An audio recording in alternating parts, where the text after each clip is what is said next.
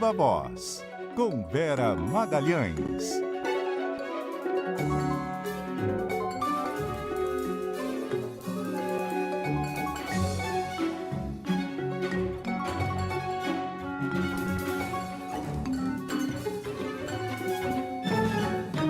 Vera Magalhães, muito boa noite, tudo bem? Oi, Débora, boa noite para você e para Carol, para os nossos ouvintes, para todo mundo que está assistindo Viva Voz.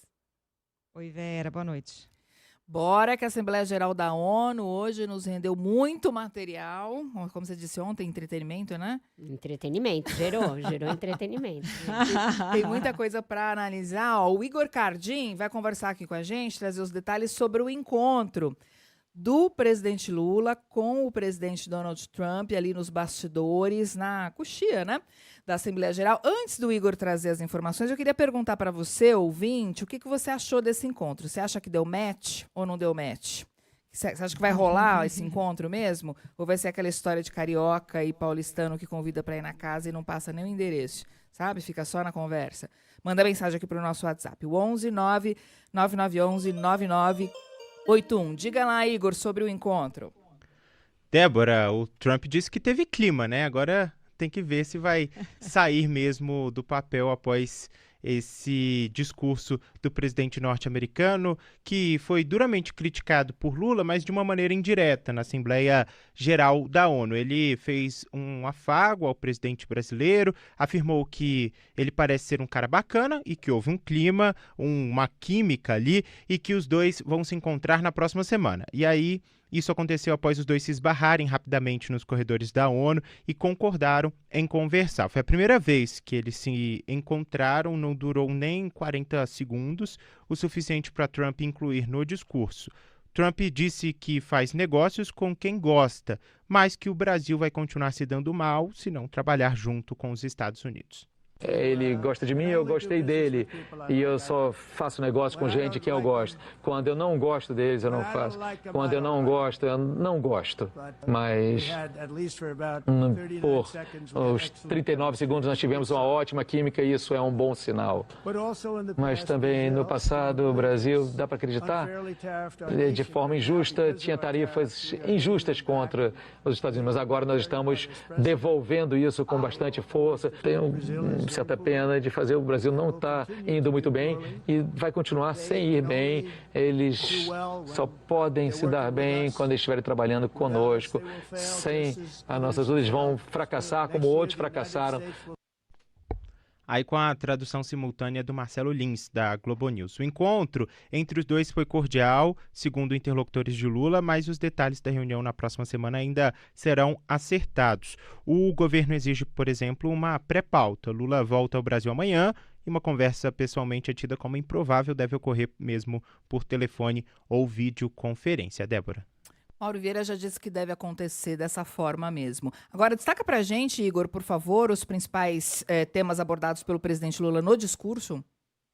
Pois é, porque não impediu que o presidente fizesse um discurso duro, né, esse encontro. Lula saiu em defesa da soberania e da democracia, criticou a postura de Trump em ao menos 5 vezes, mesmo sem citar diretamente o norte-americano, e afirmou que ingerências externas são arquitetadas por falsos patriotas. O presidente falou que o Brasil optou por resistir.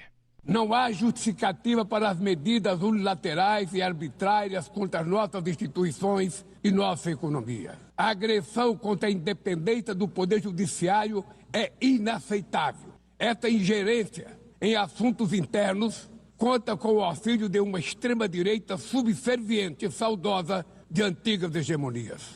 Falsos patriotas arquitetam e promovem publicamente ações contra o Brasil. Não há pacificação com impunidade. O presidente Lula foi aplaudido ao menos 3 vezes ao longo do discurso.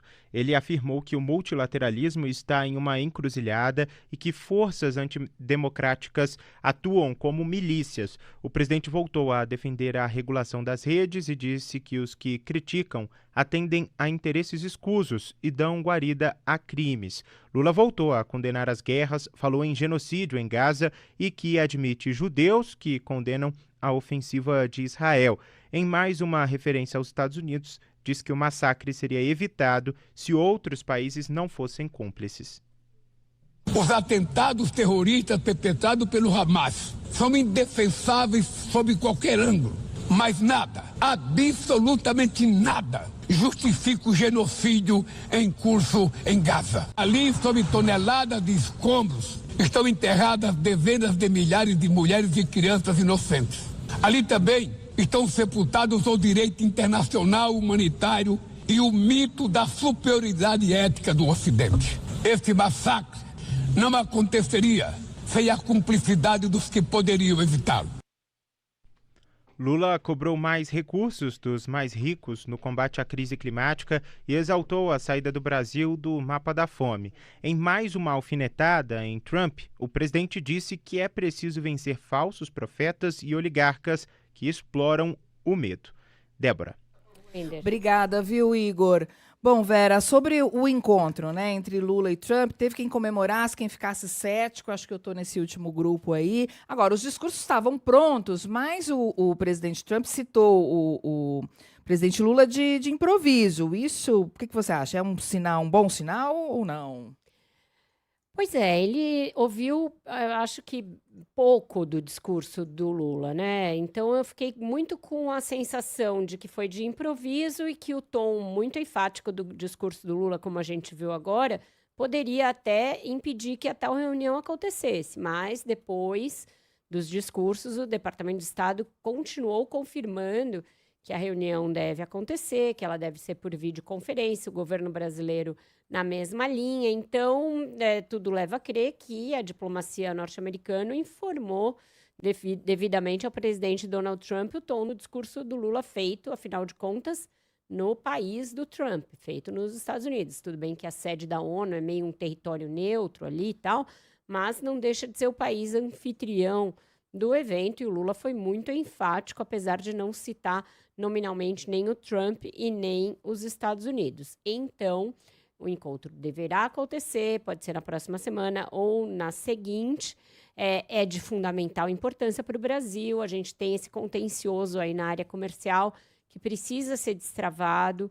Eu imagino que menos que a química que eventualmente tenha acontecido entre o Trump e o Lula, o que ditou o fato do presidente americano aceitar finalmente uma conversa, devem ter sido fatores internos, o fato de que para as empresas americanas, para os consumidores americanos, a permanência desse tarifaço por muito tempo, ela é deletéria, ela leva à inflação, ela leva a um eventual desabastecimento, ela leva à queda do consumo de alguns produtos que são importantes, leva a que empresas americanas tenham prejuízo, porque já tinham um fluxo de fornecimento de empresas brasileiras. Então, tudo isso está por trás também do fato de que, finalmente, esses caminhos podem se destravar.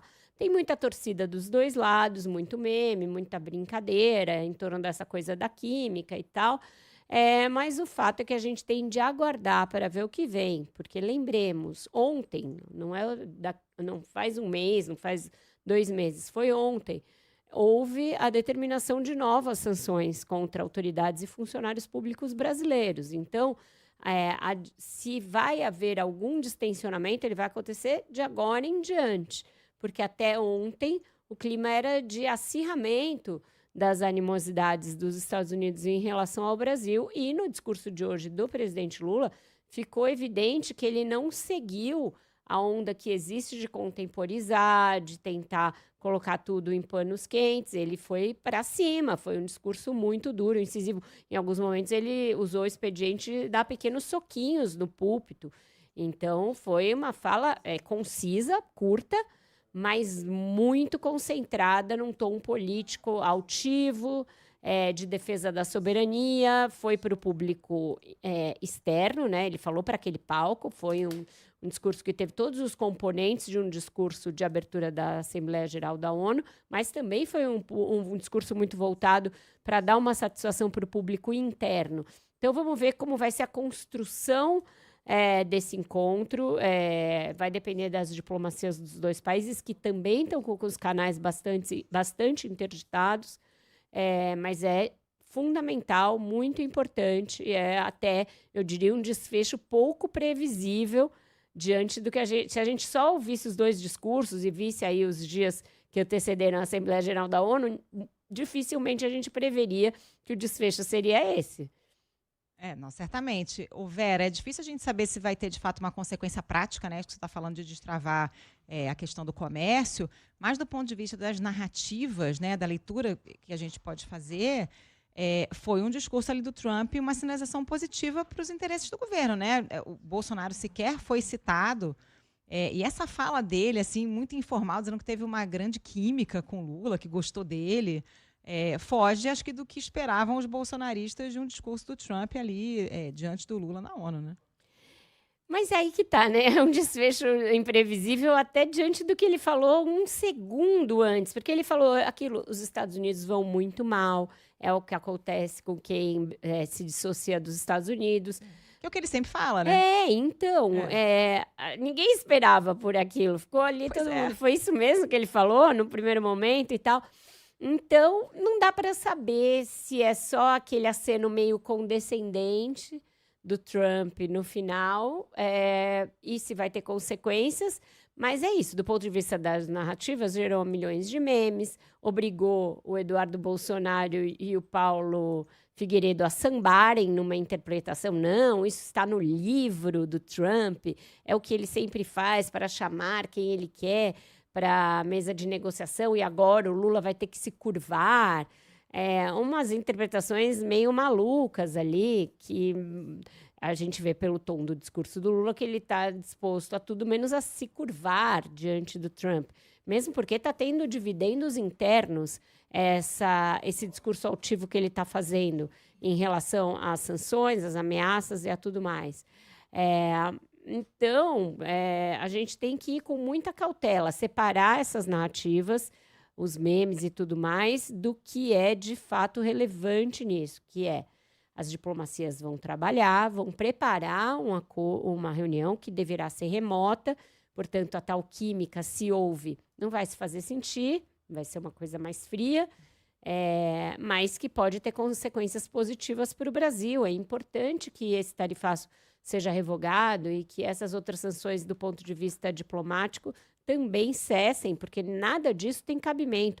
Trump hoje abandonou a justificativa do Bolsonaro, nem mencionou o Bolsonaro, e disse que o Brasil praticava tarifas desleais em relação aos Estados Unidos. Isso não é verdade, não se ampara nos fatos. Então, tirar todo esse entulho de narrativa de cima dessa história e tentar fazer com que as relações entre Brasil e Estados Unidos retomem uma normalidade que sempre tiveram, e porque isso é muito importante para a economia brasileira, né? Vamos seguir falando desse assunto, reações do governo diante dos discursos na ONU. A Isa Staciarini tem informações em Brasília. Oi, Isa. Oi, Carol. Pois de um lado, o governo comemorou, né, a abertura do diálogo entre os presidentes Lula e Donald Trump, diante aí do gesto de sinalização, a avaliação de que o Brasil aguardava por muito tempo esse canal de conversa com os Estados Unidos, inclusive com tentativas que não deram certo, né, feitas aí pelos ministros Geraldo Alckmin e Mauro Vieira, e que a troca, embora tenha sido rápida hoje, com um abraço ali que durou segundos, né, entre Lula e Trump na Assembleia Geral da ONU, foi amistosa e serviu como uma abertura de uma comunicação. Só que, por outro lado, com quem eu conversei, diz que é necessário, nesse momento, adotar uma cautela. A análise é de que Trump é bastante imprevisível e que agora o esforço vai ser do Itamaraty, da diplomacia brasileira, de tentar minimizar qualquer chance de constrangimento que Trump possa causar em Lula, como, por exemplo, aconteceu com o presidente ucraniano Volodymyr Zelensky durante as discussões sobre a guerra na Ucrânia. Portanto, se de um lado a avaliação é positiva, como um gesto daquilo que o Brasil estava tentando há muito tempo, de conversar com o presidente norte-americano. De outro, há uma interpretação de que é importante ir com calma, porque os ânimos de Trump podem mudar.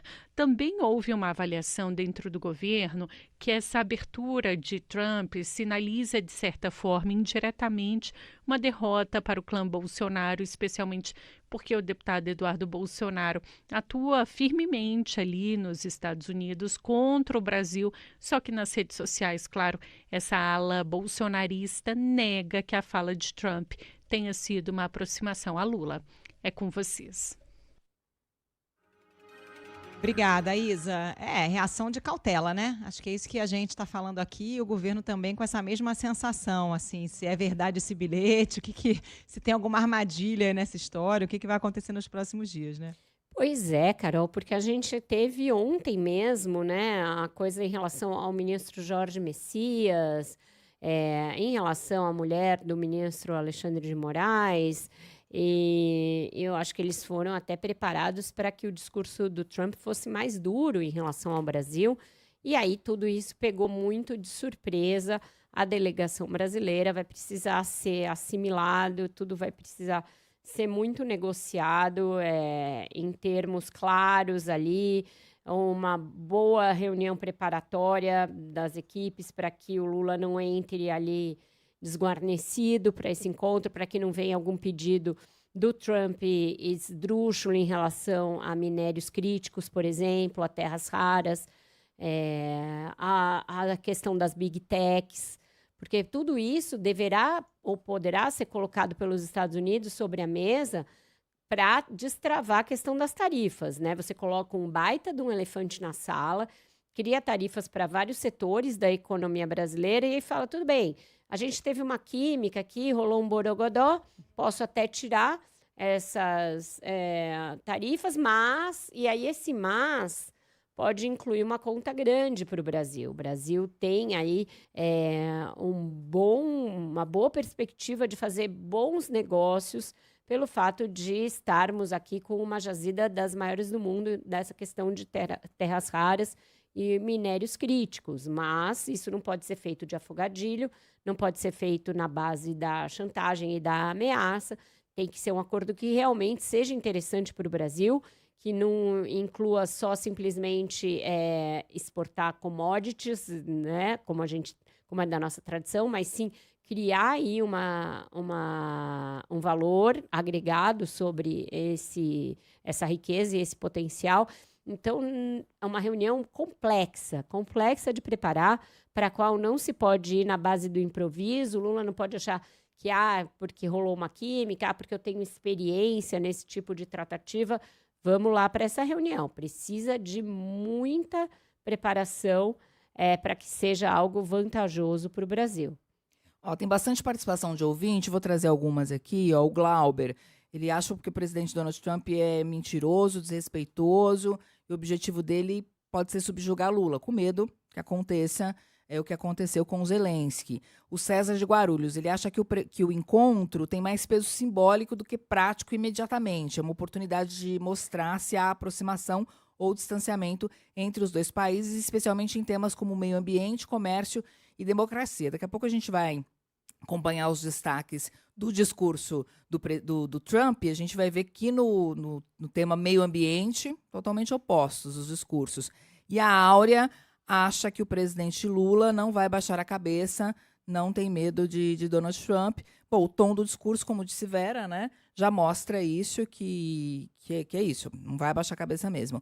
O Matheus Leite tem as informações aqui sobre o discurso, os destaques do discurso de Trump na ONU. Oi, Débora, boa noite a você, também aos nossos ouvintes. O discurso do Trump na Assembleia Geral da ONU, que foi o mais longo já feito por um presidente americano, duração de quase 1 hora. Foi o primeiro discurso dele aos líderes de países membros da organização neste mandato. O republicano iniciou a fala exaltando os números do governo e disse ter melhorado índices de economia e segurança. Na sequência, o presidente americano disparou críticas à ONU e a culpou por criar novos problemas para o mundo. Ele também repetiu uma alegação de que encerrou 7 guerras desde que retornou à Casa Branca em janeiro.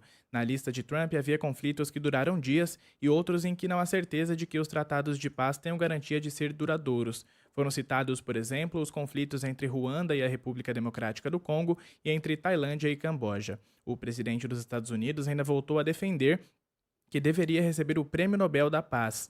Ele disse que o reconhecimento do Estado palestino, confirmado por 10 novos países, é uma recompensa para o grupo terrorista Hamas. Com uma fala que pareceu improvisada em alguns momentos, apesar de consultas ao texto, o republicano foi aplaudido quando pediu um cessar-fogo na faixa de Gaza. O líder americano também voltou a menosprezar as mudanças climáticas ao chamar energias renováveis de piada e classificar o aquecimento global como a maior fraude do mundo. Débora.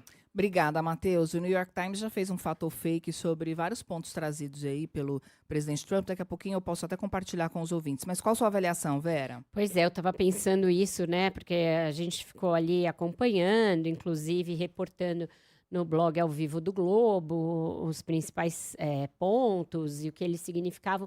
Eu falava, nossa, precisava de uma checagem nesse momento desse dado, porque eram dados jogados muito a esmo. Primeiro, eu já parei 7 guerras, sendo que a gente sabe que o Trump fez a campanha dizendo que pararia no primeiro dia as guerras da Ucrânia, a guerra do Oriente Médio, e elas continuam, se intensificaram, ficaram mais complexas de desarmar. Ele teve ali várias tentativas que foram frustradas, idas e vindas em relação à faixa de Gaza e a Israel.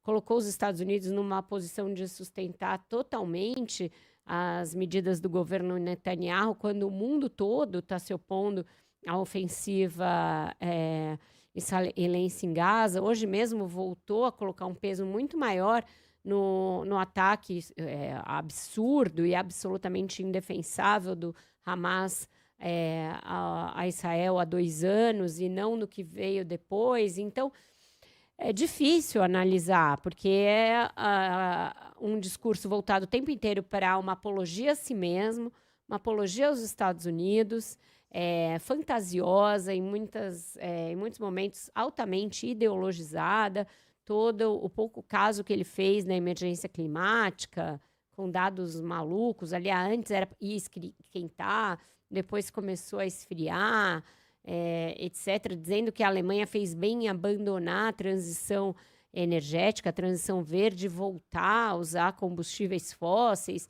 É quase uma apologia das coisas que são erradas.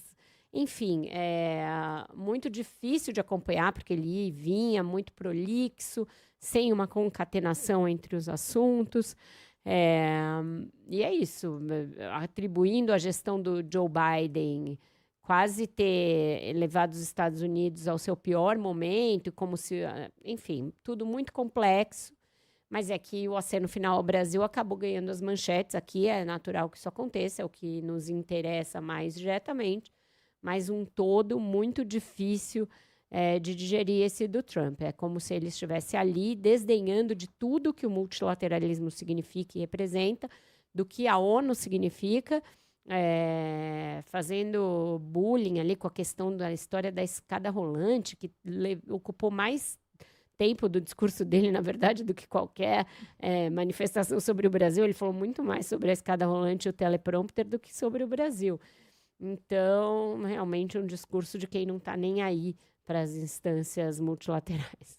Sobre os conflitos, o New York Times diz que ele atuou na mediação de 7 conflitos, só que a situação de nenhum deles está, de fato, permanentemente solucionada. Então, ele não pode dizer que acabou com as guerras. É isso. Com relação às mudanças climáticas, segundo o New York Times, essas mudanças já provocaram a elevação do nível do mar, a intensificação de tempestades que levaram ao encolhimento inclusive de pequenas nações. E esse fenômeno também custou somas enormes em resposta a desastres, limpeza e reconstrução nos Estados Unidos e também ao redor do mundo. E outros trechos também que pareceram muito ali fruto de história da carochinha, quando ele diz que Washington estava perdida para o crime, quando o meu pessoal chegou, limpou as ruas e ficou tudo bem, agora está uma maravilha. Primeiro, não estava perdida para o crime. Segundo, a atuação das forças federais lá é altamente controversa. Ele mesmo foi vaiado num restaurante outro dia em Washington pelo fato de ter feito essa intervenção na cidade. Então, tudo muito complicado. A parte dedicada à questão migratória, se esquecendo de que a história dos Estados Unidos é uma história construída, primeiro, com base na escravidão, uma economia que teve a escravidão como pilar, e depois isso substituído pelos imigrantes. E os imigrantes foram o grande motor da economia americana, responsáveis pela criação do mito do sonho americano. Então, tudo muito perturbador. Você via pelo semblante da plateia que estava muito difícil de assimilar tudo aquilo. E nossa solidariedade aos colegas do New York Times e outros veículos que têm que fazer esse tipo de checagem, né? É dureza, gente. Olha, a Terra está esquentando, tem aquecimento global, tempestade. Difícil, gente. Fora a coisa do Tilenol, né? Que não foi lá, mas que é uma loucura. Porque primeiro o Kennedy Jr., depois ele dizendo que Tilenol comprovaria, que estaria comprovado que Tilenol aumenta o risco de autismo, e recomendando grávidas a não usarem o paracetamol, sendo que é o único analgésico que grávidas podem usar, recomendado por ginecologistas. Ou seja, a mulher é tão de segunda classe que tudo bem ficar passando dor, sentindo dor na gravidez, em nome de algo que é absolutamente não comprovado por nenhum estudo. Pois é, o OMS se apressou em dizer que não existe vínculo comprovado entre paracetamol ou vacinas e o autismo. Hoje vamos fazer diferente. A gente vai fazer primeiro o Repórter CBN, na sequência tem um intervalo e a gente volta com mais Viva Voz, combinado? Viva Voz de volta, Vera, só para complementar o que a gente falava antes do intervalo do Repórter CBN sobre o paracetamol, o Ministério da Saúde também soltou uma nota hoje reforçando que paracetamol não tem ligação, não é causa de autismo. O Ministério reforçou o compromisso com a defesa da ciência e com a vida, diz que as informações foram ali propagadas pelo presidente Donald Trump, que é um chefe de Estado da maior nação do mundo, dizendo que relacionando o autismo ao uso de medicamentos que são amplamente estudados, que têm evidências robustas de segurança e eficácia, como é o caso do paracetamol, e a saúde não pode ser alvo de atos irresponsáveis. A atuação de lideranças políticas na criação de informações deturpadas pode gerar consequências desastrosas para a saúde pública, como foi visto na pandemia de Covid-19, com mais de 700 mil vidas perdidas no Brasil. A gente se lembra do negacionismo, né? Em relação à vacina, muita gente acabou não se vacinando contra a Covid. E o risco que isso causou e o estrago que isso causou, inclusive para todo o programa de vacinação brasileiro. Não se restringiu a questão da vacina da Covid, o que já foi muito grave, muito trágico. As pessoas passaram a ter medo das vacinas em geral, algo que o Brasil era um exemplo para o mundo. Nosso programa de vacinação era um exemplo para o mundo. A gente tinha uma vacinação em larga escala, conseguimos erradicar várias doenças graves graças à vacina. A gente erradicou a polio, erradicou o sarampo por tanto tempo, e muitas dessas doenças voltando, porque as nossas taxas de vacinação, a cobertura vacinal caiu em todas as vacinas praticamente obrigatórias. Se espalhou uma ideia de que vacinas causam as doenças em vez de combatê-las, e essa relação entre vacina e autismo, que também foi propagada, inclusive começou como uma propagação de esquerda nos Estados Unidos. O movimento anti-vax era um movimento ligado à esquerda, depois foi migrando ali de uma maneira muito rápida para a extrema-direita, e hoje em dia é algo que está, inclusive, contaminando o programa americano de vacinação. O CDC está totalmente tomado por negacionistas, e isso é muito triste, muito grave, pode ter consequências ali horrorosas para o mundo, porque tem países que nunca chegaram a alcançar uma excelência em programa de vacinação, e agora a gente vive esse retrocesso em países que tinham isso já introjetado. Então, sempre bom reforçar, hein? Mantenha a sua carteira de vacinação em dia, também a dos seus filhos. 6h41 agora, Samantha Klein tem mais informações sobre as discussões do PL da anistia ou da dosimetria. Oi, Samantha. Oi, Débora, Carol e Vera. Olha, a gente tem essa discussão aí feita pelo relator Paulinho da Força. Ele já conversou com as bancadas do PL e do Republicanos. O que ele vem afirmando nessas reuniões? Que a proposta dele prevê mexer em 2 ou 3 artigos do Código Penal e beneficiar quem está na cadeia. Não deixa de ser uma referência aos condenados pelos atos do 8 de janeiro, mas isso não é algo estanque ainda. Com isso, ressaltou que a proposta em construção tem por objetivo diminuir o tamanho das penas, modificando os artigos específicos. Ao final da reunião com o PL, ele comentou a respeito do que pretende alterar, mas ele ainda não disse quais artigos pelos quais os condenados pelos atos do 8 de janeiro e mesmo os réus da trama golpista foram aí penalizados, mas deu uma indicação que a intenção é modificar pelo menos as etapas ali de dano e deterioração de patrimônio. A gente está chamando de dosimetria porque nós estamos reduzindo pena. Quem vai decidir dosimetria ou não é o Supremo, mas nossa função aqui seria reduzir as penas. É nesse caminho que nós estamos trabalhando. É lógico que nós vamos ouvir as bancadas. Hoje mesmo o deputado Sávio sugeriu aqui que a gente tomasse cuidado para que isso não pudesse soltar presos de outras condições que estão nas cadeias por aí afora. E nós estamos exatamente tomando esse cuidado. Então, portanto, vou ouvir, vou sentir aqui o meio termo da casa e construir esse relatório que a gente possa agradar não só a Câmara, mas também agradar o povo brasileiro e, de meu ponto de vista, pacificar o país. O país não pode continuar nessa guerra de lá e de cá. A reunião com o PL foi bem tumultuada, inclusive. Nos bastidores, o que a gente tem de informação é que houve ali um enfrentamento dos deputados daquela tropa de choque do PL, questionando e criticando mesmo abertamente Paulinho da Força. O relator, na saída dessa reunião, disse o seguinte: tem alguns parlamentares que vieram aqui só para gravar vídeo, lacrar nas redes e não ajudar em nada.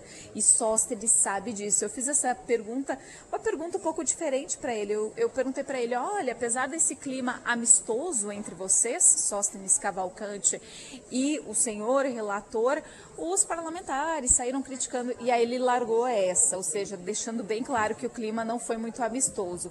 O líder Sóstenes Cavalcante até pediu desculpas pela postura. A gente tem uma falinha do Zucco, que é líder da oposição, ele também criticou o relator por ainda não ter apresentado um texto. O relator não tem texto. Disse para nós que não tem texto, que está pensando, que vai construir, que vai diminuir aquele que, por exemplo, é de 4 a 8, tentar botar para 4. A ideia deles, de forma geral, era tentar diminuir os anos de condenação em alguns crimes. Mas não é isso que a gente entende. Nós queremos justiça porque essas pessoas não cometeram os crimes que estão sendo julgados. Na reunião com republicanos, o clima já foi outro, bem mais amistoso. O que a gente tem de bastidor? O relator afirmou que tem um bom relacionamento com o ministro Alexandre de Moraes. Um outro deputado do partido ainda disse que o relator deixou bem claro que todo e qualquer texto vai ter o aval do Supremo Tribunal Federal.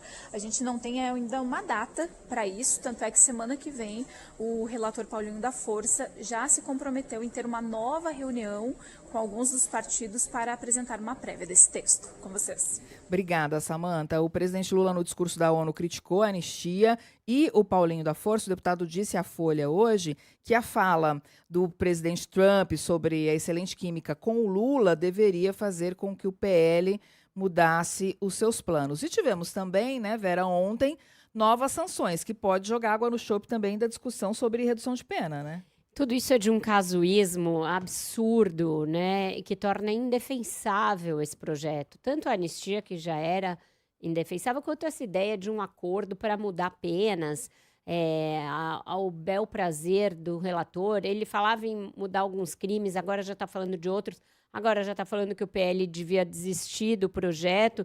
Na verdade, é aquilo. O Paulinho da Força foi escolhido a dedo ali pelo Hugo Mota, depois de ligar para o Michel Temer, de fazer aquela tentativa de acordo, na qual, inclusive, o Temer acionou alguns ministros do Supremo que chegaram a entrar em ligações e depois viram que estavam entrando numa cilada, porque não tem acordo possível com o bolsonarista. Não é dizer que você vai fazer um gesto para pacificar o país e os bolsonaristas vão aquecer no mesmo momento e o país será pacificado. Isso não existe, isso é cair história da carochinha, é agir com ingenuidade e com uma certa irresponsabilidade institucional. Cada uma dessas instituições tem o seu papel. O Supremo Tribunal Federal acabou de fazer esses julgamentos. Deixar que essa conversa role solta, inclusive com essa falta total de compromisso, diminui um pouquinho de um crime aqui, um pouquinho do outro crime ali, como se não houvesse gravidade nenhuma em você tentar dar um golpe de Estado, em você quebrar totalmente a Praça dos Três Poderes, todas as sedes dos três poderes no mesmo dia, logo em seguida a posse de um presidente eleito legitimamente. Nada disso é grave e tudo pode se resolver numa conversinha ali ao pé do ouvido, numa casa e com um call. Não dá para tratar com essa falta de seriedade, mesmo porque você corre o risco de fazer tudo isso e o bolsonarista ainda te dizer que não quer saber nada disso, que ele não aceita menos do que perdão. Então, eu acho que ficou claro que esse acordo é uma ideia que não era boa para ninguém e que para o país ela é muito deletéria. Eu acho que a coisa tende a ir esmorecendo nas próximas semanas, porque depois de ontem também com as novas sanções, eu acho que os ministros do Supremo saíram em definitivo dessa conversa. Mas aí, vai rolar um ghosting? Paulinho da Força vai deixar baixo? Como faz? A gente vai se falando.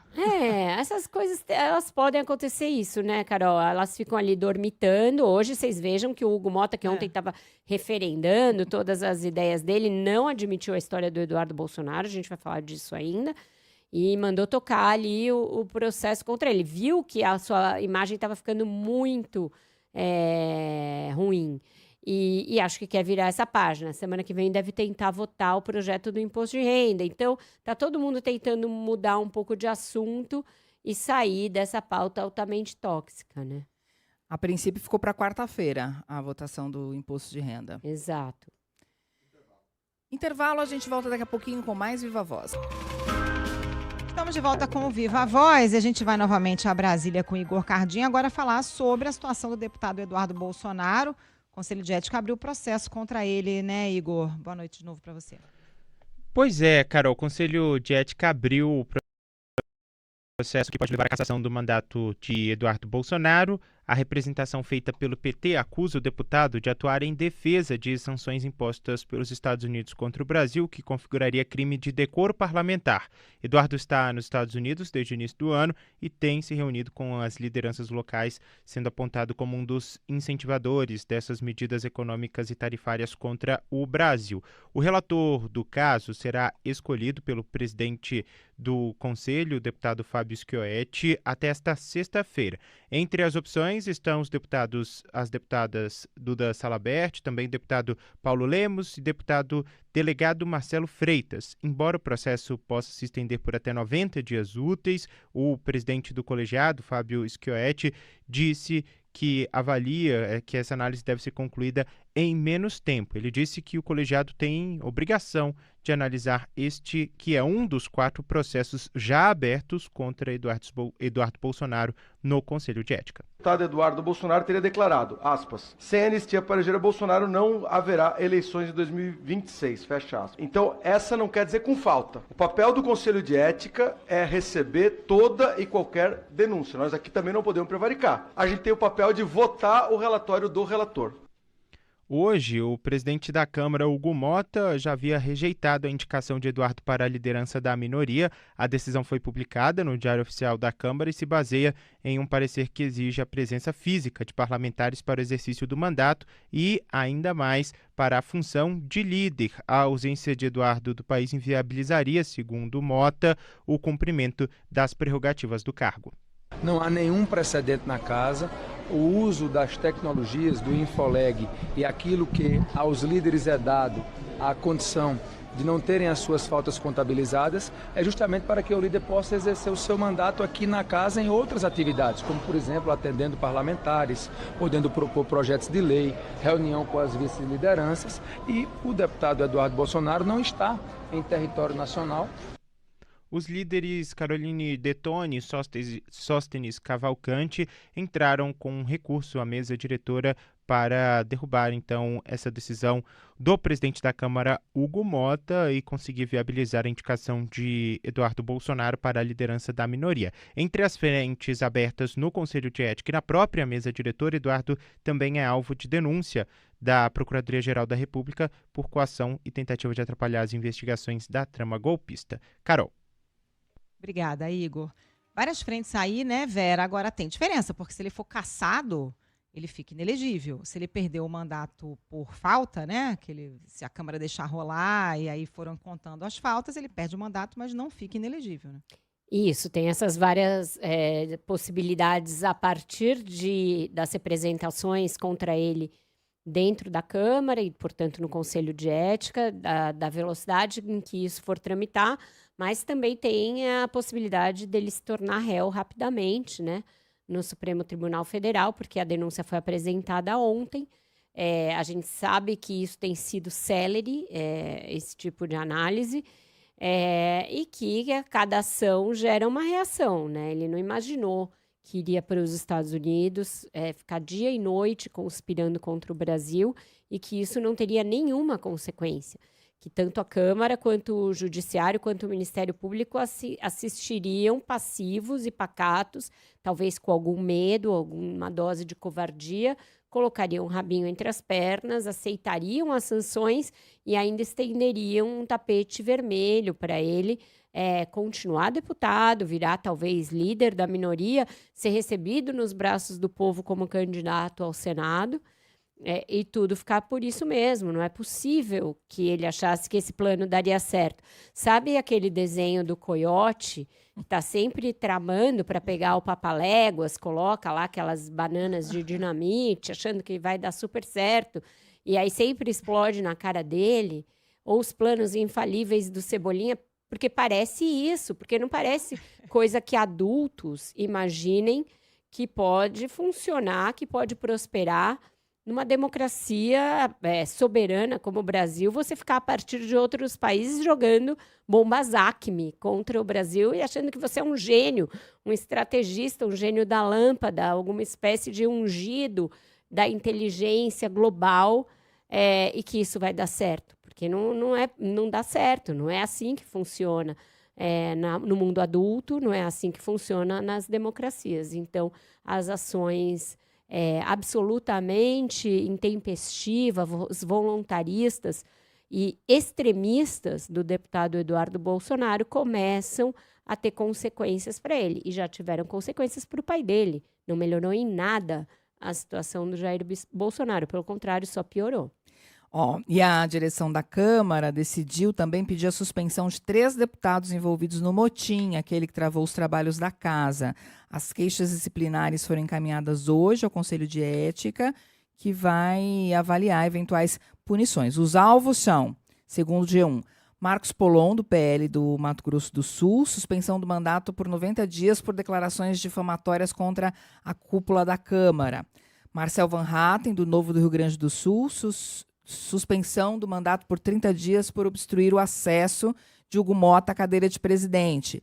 Zé Trovão, do PL de Santa Catarina, suspensão do mandato por 30 dias por obstruir o acesso de Hugo Mota à cadeira de presidente. A gente lembra da cena em que ele impede, né? O Hugo Mota chega para tentar acessar a cadeira dele e o Zé Trovão está ali parado, coloca a perna na frente e impede a passagem de Hugo Mota. A decisão da cúpula da Câmara acolhe as conclusões apresentadas pelo corregedor, Diego Coronel, que apresentou na última sexta-feira, e ele avaliou que Polon, Van Hatten e Zé Trovão registraram os comportamentos mais graves analisados pela corregedoria. Inspirada, hein? A mesa diretora.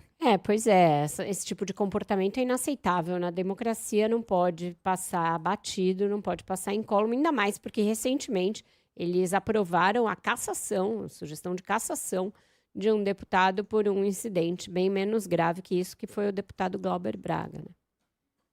Pois é, já estouramos o nosso tempo, mas era muito assunto mesmo. Vera, a gente obrigada. Tá meio Donald Trump aqui, para desespero de Wender Star. Até amanhã, Vera. Obrigada. Tchau, gente. Até amanhã. Beijo, Vera.